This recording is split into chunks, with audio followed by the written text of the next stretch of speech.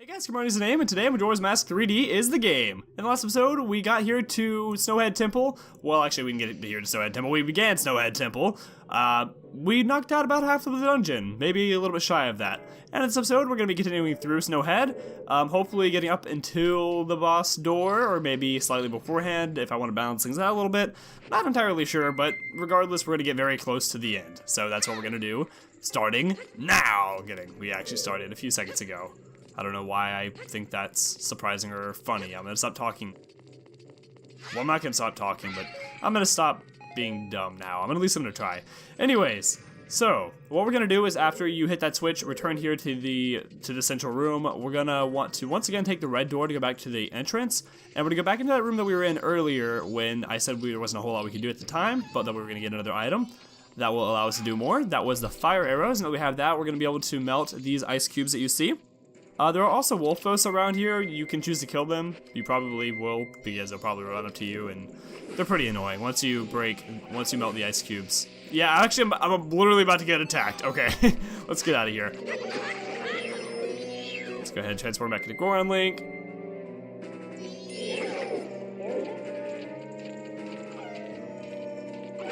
Okay, there you go. Not bad at all. And actually, there's 3 ice blocks. You didn't need to take out the one that was over there. You only need to take out the one with the switch and the one with the block that is right to my right from where I'm standing. There you go. Alright, let's go ahead and transform back into Hylian Link and shoot down this ice block. That'll open up the switch right here, along with that block over there. Go ahead and hit the switch.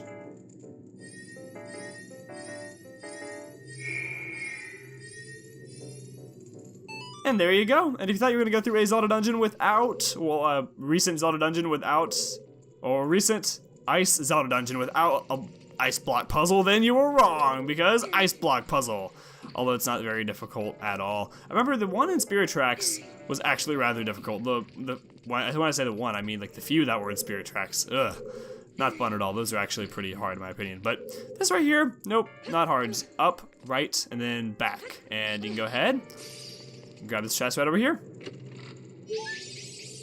Once you do, that's for Stray Fairy number 9. After you do that though, you'll want to go ahead and push this block on back. We're going to push it to the left, if my memory's correct.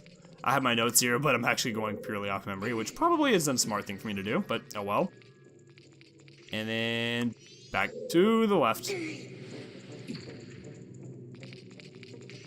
Alright, climb on through.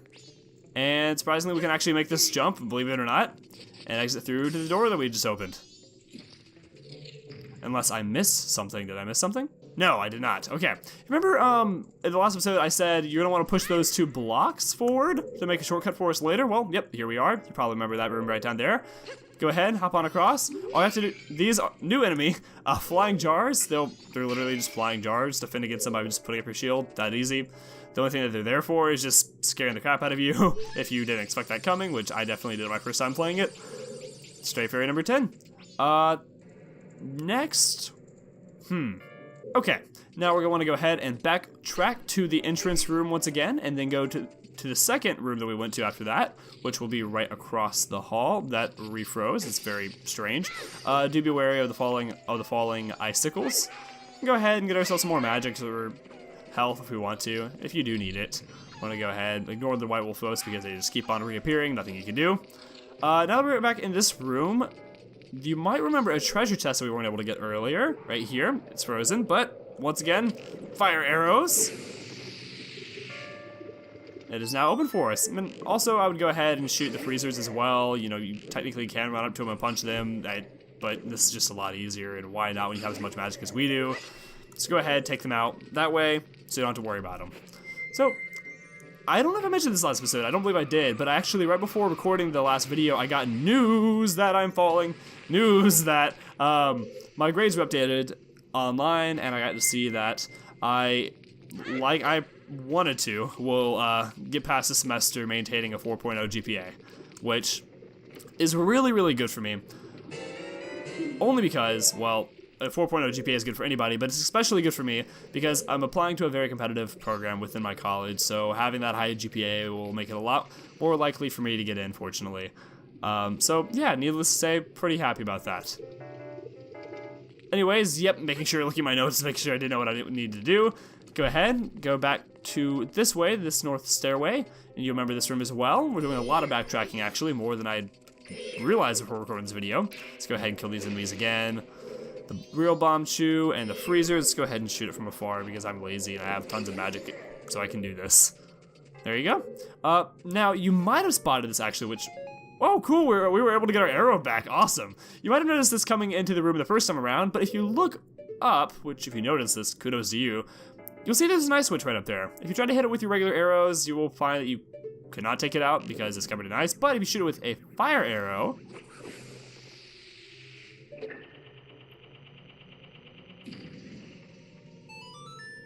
it'll now have this platform right here, rising up and down, and it'll allow us to access the second floor of this room. And now we're gonna be able to get the second stray fairy that was here, that's in this room that we weren't able to get earlier. So, rise, please. Please rise, why aren't you rising? Why is it doing this? This is really bizarre. What?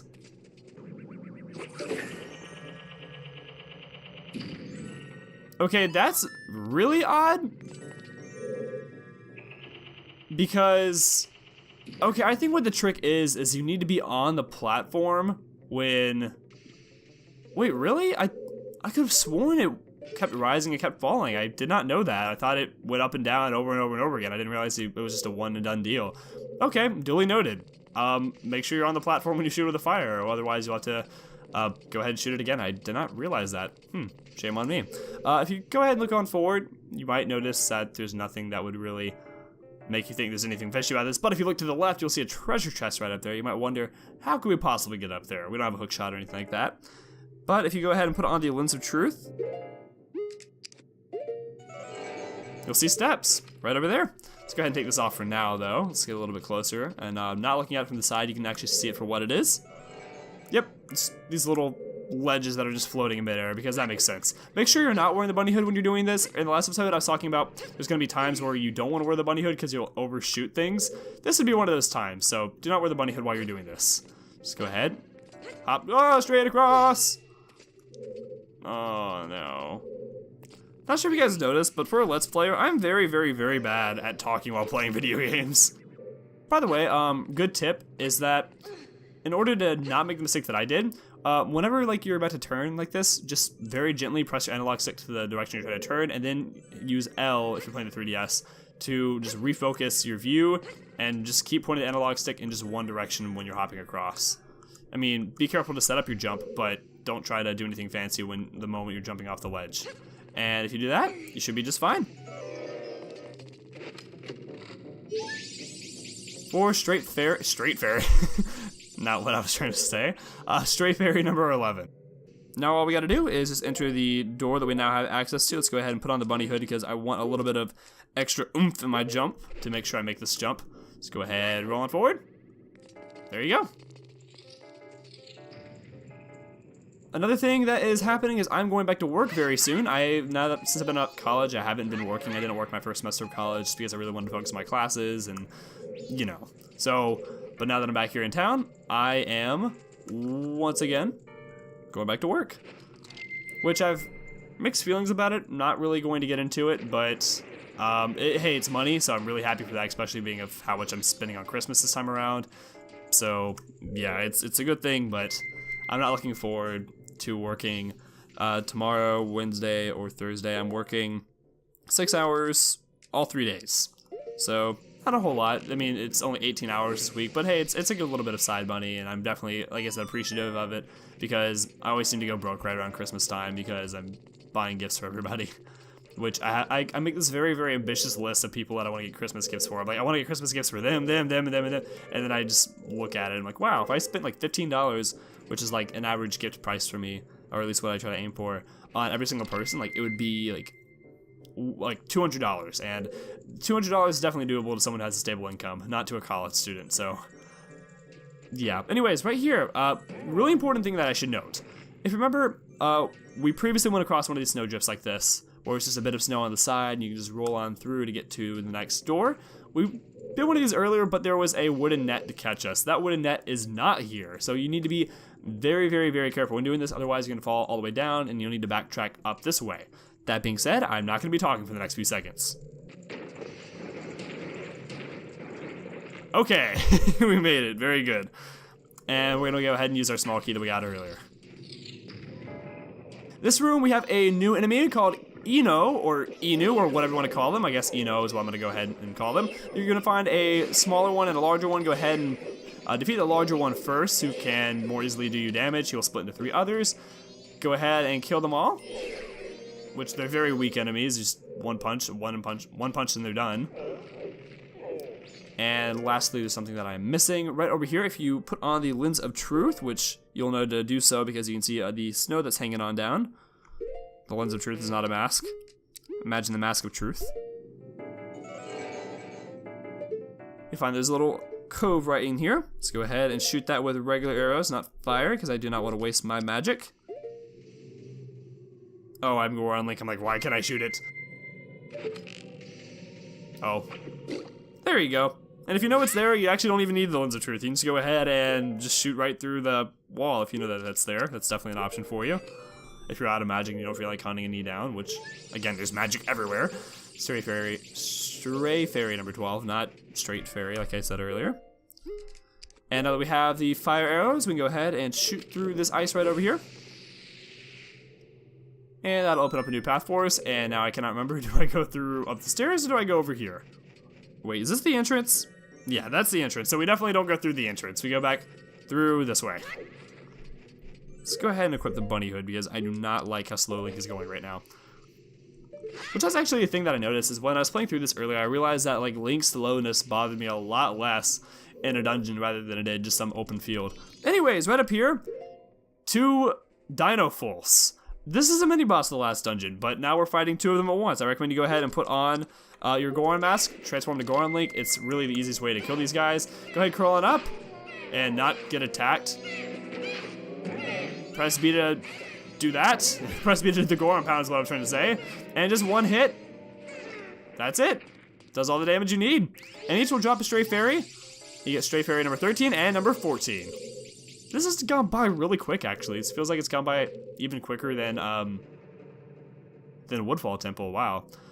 Anyways, that being said, let's go ahead, go on through this door right here.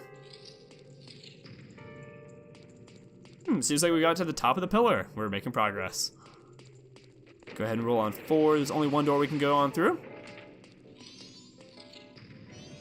And if you thought we were done with Wizrobe, not yet. Same battle, just slightly more difficult? Nope, not really. The only thing that's different is there are more teleportation spots now than there were in the previous room. The previous room only had 4, this one has a lot more. And oh look, it's on a ledge, that makes it a lot more difficult, right? Apparently so. Well, actually in my opinion, the dominant strategy here is actually to use your arrows. It really wasn't necessary for the previous room, but you know, I don't know whether it's due to impatience or if it's due to the fact that it's actually harder. I find it just a lot more desirable to use arrows here than actually rush forward and deal damage that way. Should you decide to attack with fire arrows, that will do a lot more damage, which, you know what? Heck, why not? I keep on going on about how there's so much magic in this dungeon, why don't I use some? And also, same thing, holograms are going to be going around, so make sure you don't shoot for the wrong thing. He's apparently behind me because I can see every single hologram except for the one that was behind me. Okay, great. Let's go ahead and transform back into normal Link. Oh, he's actually right here. Let's go ahead and attack with my sword, actually, since he just happens to be so conveniently so close. And he keeps appearing very close. This is actually really nice for me. So, you know, if he appears close, go ahead and take the opportunity to slash him with your sword. But otherwise, feel free to shoot him from afar. Oh no, this isn't good. And Link's expression when he gets frozen is pretty horrid. I keep transforming into Goron Link because X is next to Y. I am clearly very talented and, what's the word I'm trying to use? Qualified for showing you guys how to get through this game. Anyways, once you've dealt enough damage, we sadly don't get any prize for killing him, but we do get an open door, which I guess is a prize in itself, because we need that to progress through the game. Anyways, let's go ahead and collect some magic. My magic meter isn't completely full. There you go, full once again. And some health that I may or may not have needed. Oh yeah, I definitely needed that because I got frozen at least one time. Alright, come on over here to our open door. And you know what that chest means? Oh, I wish I was Goron Link so we could get his shook expression. Oh, I'm disappointed in myself. Oh well. We can just get young Link's beaming face, or Majora's mask, or just Link's beaming face. I keep saying young Link. I've been playing too much Ultimate. Okay, you got the boss key. And that means we must be getting close. How far are we into this episode? Like, how long has it been? Okay, sorry about that. I guess we will go ahead and continue on forward, and we'll just save the boss fight for the next episode. I mean, I could face the boss this episode, but I really don't like episodes getting as long as, like, over 30 minutes. I like to keep them 20, 25, maybe close to 30 like the last episode, but I don't like them being that long. So, that being said, we're going to go ahead and just get as close as we can without the episode getting too long. So, what you want to do is come over here to the center platform, and if you don't believe me, you can just go ahead and look off the ledge, just to be safe, so you know what you're getting into. Go ahead and take a leap of faith by just rolling straight forward. Perfect. Try not to, you know, miss the spot right here. If you roll straight forward, you should be just fine. We're going to want to go ahead and go on down the stairs. And now we've got the boss key. Now that we have the boss key, we want to do this. Don't do this any earlier, because if you do, that's kind of a mess. And there's a whole lot of other things you have to do if you decide to punch in these ice blocks early. You have to basically re-hit the switch that we hit earlier. But anyways, go ahead and punch those out. We're gonna head back up. You may be tempted to punch that out, which I suppose you can. It won't really do you any harm. But what we actually want to do is roll over here to the right. I'm gonna be quiet once again because I do not want to fall. Okay. Great, I get so scared every time I do that. Alright, go ahead and punch on through this one as well. Which, if you're wondering how you would know to do that, Tato will hint you to go ahead and punch those through if you do not have my lovely voice to tell you to do so. Okay, let's roll on back up without falling. There's actually one more stray fairy that we have yet to get, if you remember. What we're gonna want to do is look right over here, straight over this way, I believe. Let's go ahead and put on our lens of truth, which again is not a mask. And you'll see the wall disappears right down there. See, there's a deku flower right there for us. So what you want to do is put on the bunny hood, which if you don't have the bunny hood, I suppose you still can make this jump. You just want to be more careful about it, I suppose. You probably would want to approach it from right there, or maybe just drop down from right there. I'm not entirely sure. That'd be a hard jump to make without the bunny hood. But if you equip the bunny hood and jump straight across, there you go. Let's go ahead and take off the lens of truth, and we will get stray fairy number. Link is too fast with the bunny hood. Please just get in front of the chest. Number 15. You found all the stray fairies. Quick, take them to their leader of the same. I don't know what it said. It didn't say leader, but anyways, let's go ahead and transform into Deku Link because we have to do that to use the Deku flower that's right here. Another thing that I'm going to be doing over the break is I'm going to be studying Japanese a lot. So I went and where are we going? Oh yeah, go right over here to the left. That's what you want to do. I went and spoke with my Japanese professor for next semester about what I needed to study because I placed into my next Japanese class rather than fulfill the prerequisites in taking those classes at my college. So I know that the curriculum before the class I'm scheduled to take teaches a lot of kanji, which if you don't know, those are characters that the Japanese language is borrowed from Mandarin or Chinese. And they're just really, really hard, complicated characters. And I've never really spent a whole lot of time learning kanji, but I need to know about 120 of them for my next class, because that's what you learned in the previous classes. And I don't want to be in there and not have the knowledge that everyone else around me has who has taken the previous classes. So I'm going to spend this break learning those kanji, which is quite a bit, 120, but hey, yeah, I can do it, right? Sure. So that's another thing I'm going to be doing over the break, is just studying a lot for my next Japanese class. But that's okay. I should have started learning kanji a long time ago. The only reason why I didn't is because I've heard from a lot of people and from personal experience, it's easier to study kanji when you're actually in Japan rather than study them at home, just because you're kind of surrounded by them on street signs and the like.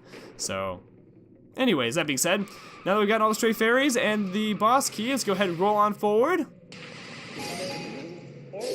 And you guys know what that means.